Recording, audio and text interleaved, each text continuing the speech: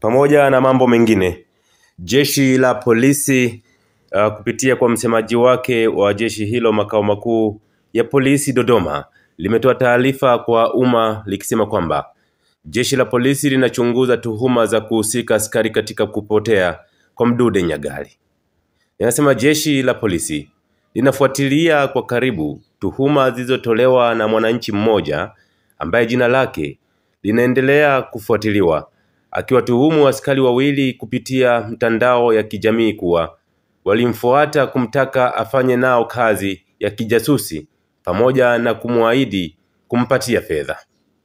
Taarifa inasema kufuatia taarifa hiyo, jeshi la polisi kupitia ofisi ya mkurugenzi wa upelelezi wa makosa ya jinai limeunda kikosi kazi ambacho tayari kimeshafika mkoani Mbeya kwa ajili ya uchunguzi juu ya swala hilo.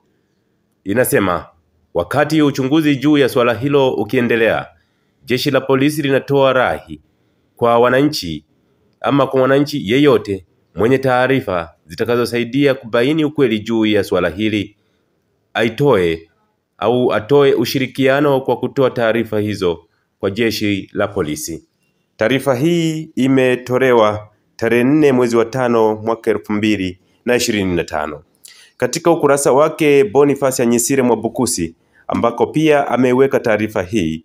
Boniface Anyisire Mwabukusi, wakili msomi huyu ambaye pia ni rais wa chama cha wanasheria Tanganyika TLS, anasema swala la Mdude kwetu hatutaki utani kabisa, tuko serious. Kama Mungu wangu aishivyo, it will be never be business as usual. Tunamtaka Mdude akiwa mzima wa afya kama alivyokuwa. Anasema huu utani wa kucheza na maisha ya watu unatosha. Hatutaki kusikia chochote, tunamtaka Mdude akiwa hai. Baada ya maoni haya ya Boniface Mwabukusi, pia wasomaji wake wametoa maoni mbalimbali zaidi ya 780 kufikia asubuhi ya saa 2:27. Lakini nikusomee machache yafuatayo. Erasto Mgimba anasema mwananchi atoe ushirikiano, usalama wake utabaki wapi? Anasema pili, mnaweza kujichunguza wenyewe wakati nyie ni watuhumiwa. Kwa nini kazi ya uchunguzi isifanywe na chombo kingine? Baraka Amani anasema jeshi la polisi Tanzania ndilo linatuhumiwa, askari wake wamehusika kwenye tukio.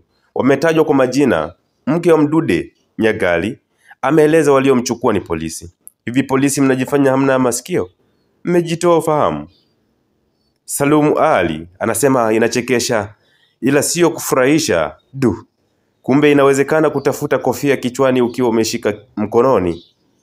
Mutalemwa Eric anasema Salumu Ali, hata mwenye D1 amekuelewa. Sida Chonde amesema Salumu Ali, kwa kweli. Pasco Ernest anasema bro, umeanza kufanya tena kile ulichokifanya na nikawa na kuombea ushinde mpaka kazini kwangu wakaniita kijana wa Mwabukusi. Japo kuna mahala nilianza kutokuelewa. Tumia sheria kututetea sisi tusiojua. Boniface Anyisire Mwabukusi. Mdali Dani anasema acheni ujinga, ulishawahi kuona wapi mwizi ajisake mwenyewe halafu ajikamate? Nobeti Lucas anasema ushahidi umeisha tolewa na majina yameshatajwa. Salina Mrembo anasema washaona kuteka na kuua kama mchezo wa kuigiza. Hizo damu zitawalilia mpaka uzazi vyenu. Ni Israel Mtani anasema Mdude anaweza kuwa chanzo cha utafutwaji wa haki. Silas Kusaya anasema hizi ni kejeli kwa wananchi, jeshi la polisi wajitafakari sana. Frank Jackson Moleli anasema yule mwananchi aliyeombwa afanye ujasusi kuhusu anakoishi Mdude inatosha. Anzianeni hapo. Huu ujinga wa polisi ufike mwisho. Selina Mrembo anasema mnateka watu wa kuwanufaisha watawala. Pasco Muhagam anasema uwezi kujichunguza, FBI wahusike tu. Saidi Ismail anasema hii taarifa ya polisi ni ya sana, yani Mdude aombwe na jeshi la polisi afanye kazi ya kijasusi. Hawa wanadhani wa Tanzania wajinga, ukivyo vyote wao polisi ndio wanahusika kwa hili. Jackson Justinian Magezi anasema askari wanawezaje kujichunguza? Ifunguliwe kesi ili mahakama ifanye kazi yake. Petrenia Mbuya anasema jamani Mdude, Mungu tusaidie. Hamza Swakala anasema ni jeshi la polisi au la wokovu. Gwakisa Filipo anasema twende kila wilaya ya vijiji kutafuta. Hivi unaweza kuwa binadamu mwenzio au kumtesa sababu ya nini? Majaliwa Michael Swai anasema kwa hiyo kesho la polisi litachunguza polisi sio? Wilson Innocent Ruamafa anasema jamani, mnachekesha game ya Simba na Yanga African, mnampatia urefari Alikamwe. Pastor Steven Ibrahim anasema shida ni Watanzania, siku ujinga huu ukiondoka wakabaki na akili zao wataisimamia serikali, ila kwa sasa ngoja wasimamiwe na kuburuzwa. Mbarali kwanza anasema nimeumia sana kweli huu nyama, ila ipo siku. Elibaba Ngowi anasema polisi tumewakosea nini, lakini mnapata faida gani kwa haya yanayoendelea jamani? Crispin Hudson anasema kwa kweli uhai unatoka kwa Mungu, kutoa kiuni ni jambo lisilokubalika kabisa, na kama kuna mtu anayeamini uhai ni zawadi toka kwake, ni bora sasa aseme hadharani tumjue. Saidi Ismail anasema yani polisi wamekuwa wakiwapoteza wenzetu kama kuku. Joseph Kirwenyi mwana kijiji anasema damu ya mtu ni nzito kuliko maji. Nsaji Ambwena anasema Riambuliro wanamtafuta mwingine tena.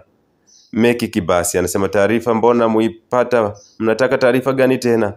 William Tanzania anasema yani haya ndo madhara ya kuanzishwa vikundi vya uchawa ndani ya nchi.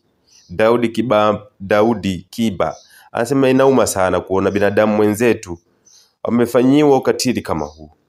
Exaudi Steven anasema haya ni masihara kabisa. Musa Abdara si wamesema watambui majina ya hawa askari? Hamisi anasema asante advocate. Dutaksagwa anasema serikali yetu imejisahau sana kwa kuwa Watanzania nao wameinamisha kichwa sana. Hawa wapo madarakani kikatiba, wanatakiwa kuwajibika kwetu. Hatutakiwi kuwaomba kwa kuwa wanawajibika kwetu. John Ntando anasema Boniface Anyisire Mwabukusi. Hawa askari waliotajwa hakikisheni mnajua wanapoishi ili wapewe haki yao pia. Alex Nkwama, hivi binadamu tunatoa wapi ujasiri wa kuua wapenda haki na kweli na kuacha majizi wavaa suti? Laksoni Mujuni, kwa hiyo polisi kuna maoni mengine msikilizaji ama mtazamaji, kimsingi hatuwezi kuyasoma kutokana na kauli ambazo zinaelezwa kuonesha uchungu wa hawa wasomaji ama watoa maoni katika ukurasa huu wa Mwabukusi. Lakini Wild Bufundi anasema hili limekaaje jamani? Watu wanalishutumu jeshi la polisi kumteka Mdude na bado jeshi hilo linataka watu wenye taarifa kutoa taarifa kwa jeshi la polisi. Labda ingekuwa jeshi la wananchi. Anasema huyo mwananchi alindwe, asilindwe maneno, hakae sehemu salama. Kama kuna gharama za kumficha mseme tumchangie. Mwambetele Lutufyo anasema tunataka ndugu yetu akiwa hai. Francis Chuma anasema hivi hao polisi wao wanatuona hatuna akili au sababu watu wa nchi hii wengi wao wamezoeshwa uoga na kukubali hata udhalimu. Peter Isangya anasema ngedere aliyekula mahindi anaulizia nani kala mahindi. Maximiliona Francis Manyori anasema nyie wananchi msijipeleke peke yenu, hatuwaamini sasa hivi. Yani unaweza kutoa taarifa kumbe wahalifu wamo ndani ya kikosi humo. Joshua Njejo ni hatari, tunaungana kwa pamoja Mdude awe hai. Kikole kwetu Mwakasagule anasema hivi sijui mwa nini waliunda ili jeshi la polisi hawa Waingereza hawa Marques, jeshi hili ni kelo kweli kwa binadamu jamani da. Dismas Haule anasema hawa jamaa janja nyingi sana, wamlete Mdude akiwa hai. Ezekia Mwalugaja anasema basi sawa kama hilo linawezekana, kwa nini isiwe chombo huru? Wakili msomi na rais wa TLS Boniface Mwabukusi. Ujimbi sio chai anasema raia alindwe huyo, hawakawii kuja na sababu ya mara kujinyonga. Godfrey Sado Dega anasema wanachunguza nini? Daniel Kibona anasema sarakasi nyingi. Ricky Kirasi anasema mke wake kesha sema kuhusu wahusika, sasa wanachunguza nini? Anyways, tusubiri muda utaongea, lakini pia jeshi litajichunguza aje lenyewe.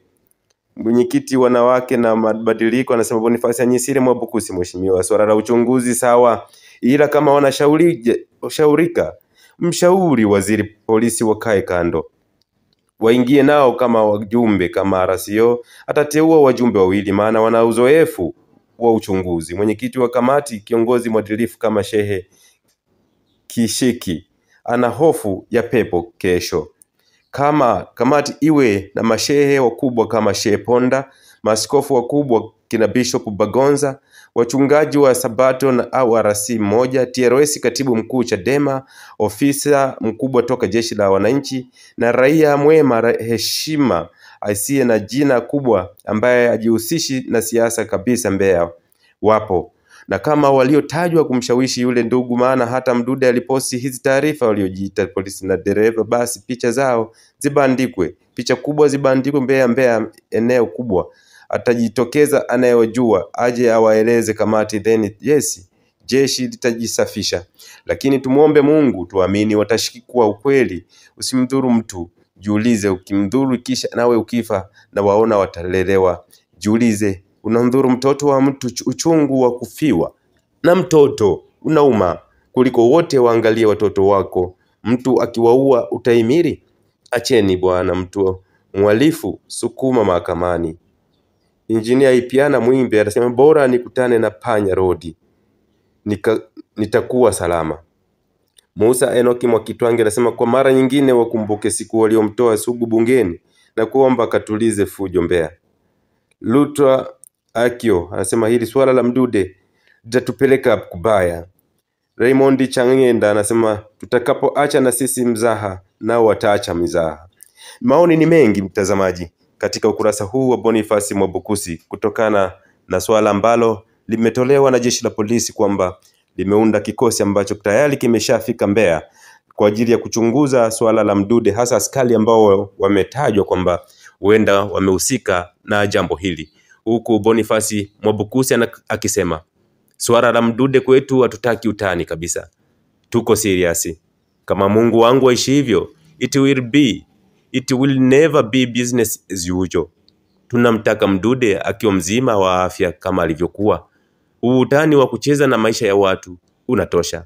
Akimaliza kisema hatutaki kusikia chochote, tunamtaka Mdude akiwa hai. Haya ni maoni kupitia ukurasa wake wa Facebook. Nawe pia unayo nafasi ya kutoa maoni yako kupitia hapa Nyikani TV. Karibu.